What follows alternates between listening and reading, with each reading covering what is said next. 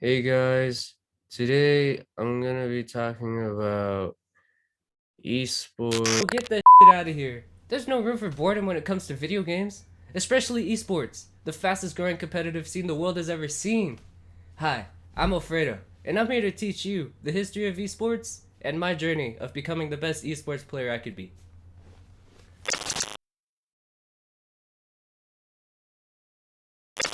To understand the history of esports, we need to take a dive back all the way to the ancient time of 1972. This is when the first gaming competition was held for a game called Space War. It was held in Stanford University.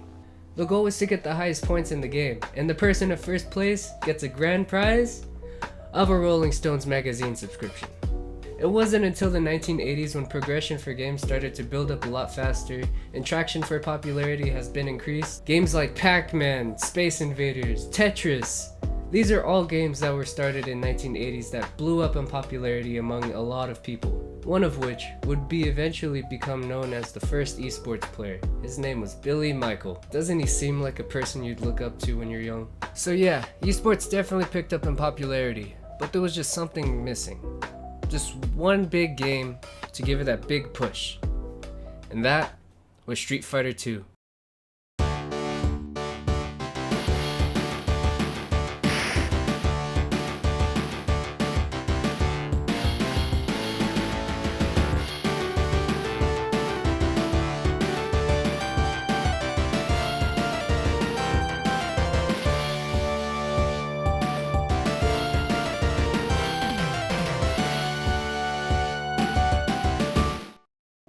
It came out in 1991, and it grew in popularity very quickly, and for a good reason. You had arcade games where you have to get the highest score, or you just gotta wait your turn, but for Street Fighter 2, all you do is just get one player, and then you stand next to them, and you guys duke it out. And that was the first step for esports to go mainstream.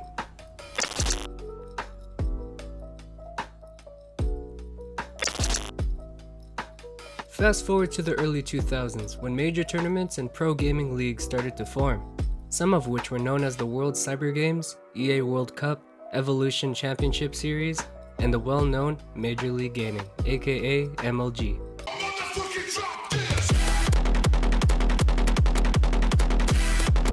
While these leagues were created, this also meant a ton of gamers to participate and become a league champion or a first place winner. People all over the world travel from far away just to experience the thrill of esports. As players become famous, more companies from outside of the esports scene start to recognize their talent and potential. Companies like Red Bull, Mountain Dew, Intel, and many others are taking part in the history of esports as one of the main reasons esports is growing. Now you may ask, why is esports getting so popular? And to that, I say, hype. Without the hype, there would be no esports. It thrives off of underdogs, comebacks, sweeps, fan favorites, and being able to broadcast these moments to millions of people was the true reason why esports is so popular. Now, we take a look back at some of the most notable moments in esports history.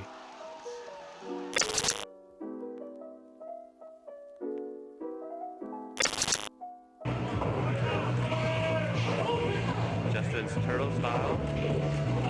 Overcome Rao. Now on the verge of putting j-doe down 1-0.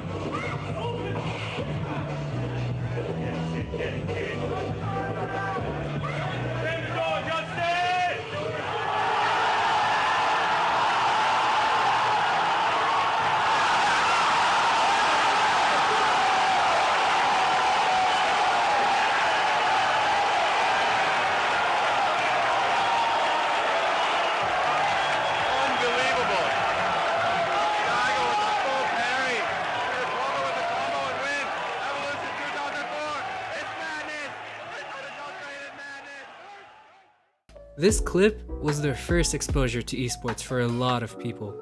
It's made a huge impact in gaming and esports industry as a whole. Feeling how passionate and intense that crowd is can make anyone get hyped and engaged.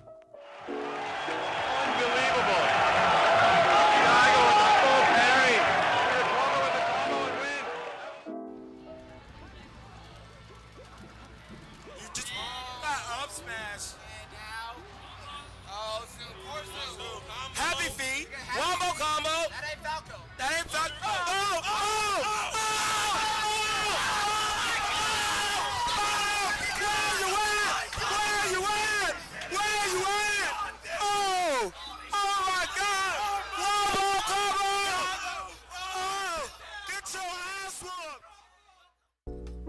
Wombo Combo is an iconic clip that really defines the word hype in the world of esports. There's nothing more satisfying than seeing great teamwork while also having a crowd in the back to scream at the top of their lungs. The sound Wombo Combo has also been used in many memes, some of which you've already seen, which is another way how esports have been exposed to the public.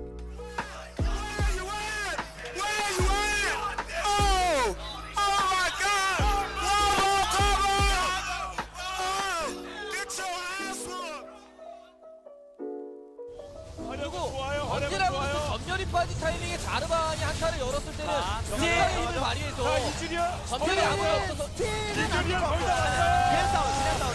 자르반 배경만 조심해야 돼. 전멸이 없어요. 국민은 갇혔습니다. 갇혔어요. 진호공은 있어요. 그런데 끝까지 코킹 몇 번이라도 코킹 몇 번 봐야 돼요. 코킹 몇 번 봐야 돼요. 더블리 공격이 기다립니다. 어떻게 되나요? 이거 한타 기다립니다.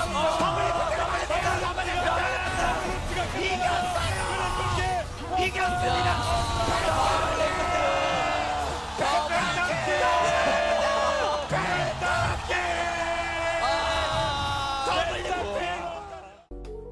Now, I'm gonna be honest, I have no idea what's happening because I don't play MOBA games, but you can't deny how hype this looks, alright? You hear a grown man screaming at the top of his lungs, pentakill, you know it's going down.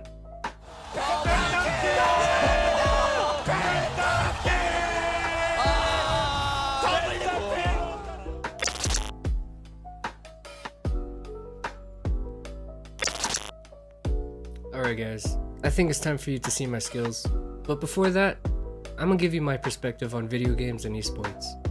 So, when I was little I always played video games as a kid. I always played the old Spider-Man games or the newest Call of Duties, but there was just one genre that was really appealing to me, and that was fighting games. There was just something so mesmerizing about seeing two players putting their respect on the line and seeing their skills to the test. It could get pretty hype, but it could also be pretty disappointing when your favorite player loses. But that's just scratching the surface. There's a whole world of competitive gaming, and I've decided to step into that. I used to play Smash Bros a lot, and I thought I was pretty good. I participated in esports tournaments. I'm even on the esports team at CVCHS. But the more I played, the more I was less enticed. So I decided to find a new game for myself. And then I remembered, oh wait, Evo Moment 37.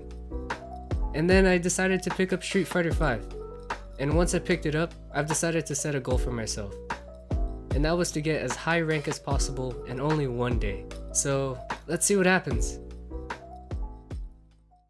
Sakura's my girl. I don't care what anybody says. If she's booty or something. I'm not really sure about the tier list, but I love her. She's great.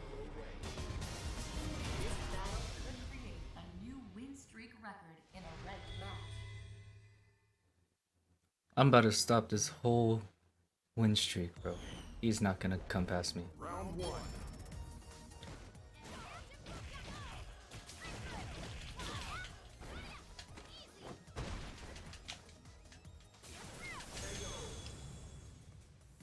Alright, that was pretty easy, not gonna lie.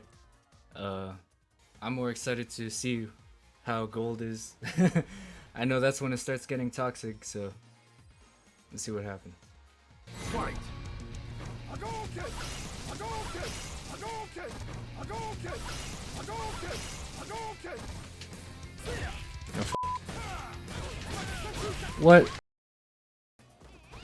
Alright, so what I noticed about Tatsumaki is that it's really good, not as a combo, but for mix-up. Like, you could just straight up go into grab out of that. Like, there's no end like to that. It's actually insane.